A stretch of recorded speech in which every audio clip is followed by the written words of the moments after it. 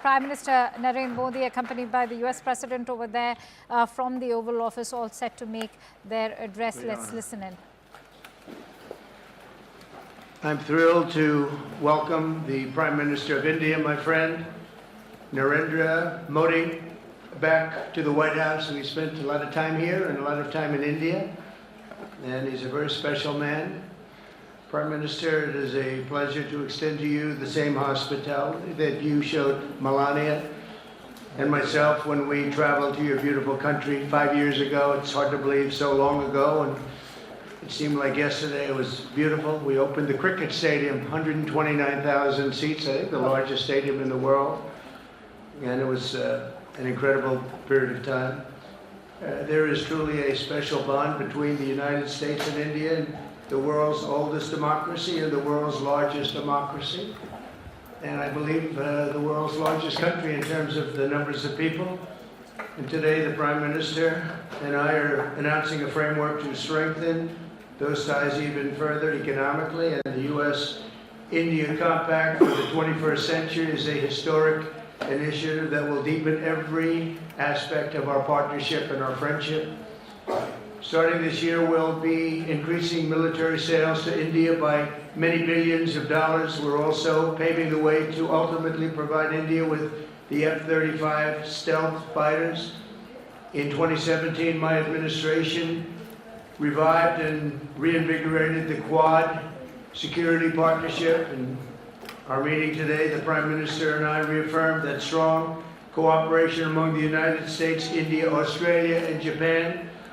And it's crucial, really, to maintaining peace and prosperity, tranquility, even in the Indo-Pacific.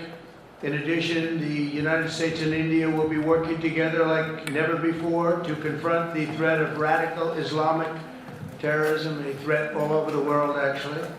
Today, I'm pleased to announce that my administration has approved the extradition of one of the plotters and one of the very evil people of the world, and having to do with the horrific 2008 Mumbai terrorist attack, to face justice in India. So he's going to be going back to India, face justice.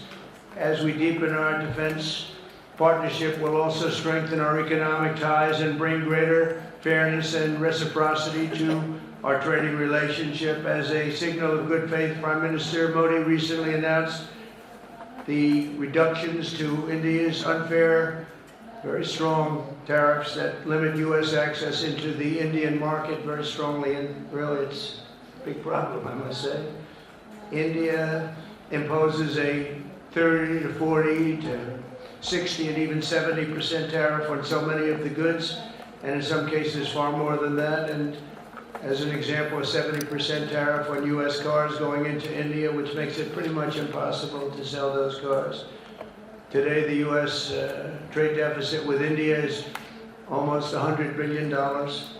And Prime Minister Modi and I have agreed that we'll begin negotiations to address the long-running disparities that should have been taken care of over the last 4 years, but they didn't do that in the U.S.-India trading relationship, with the goal of signing an agreement. And we want, we want a certain level playing field, which we really think we're entitled to. And he does also, in fairness. So we're going to work on that very hard, and we can make up the difference very easily with the deficit, with the sale of oil and gas, LNG, of which we have more than anybody in the world.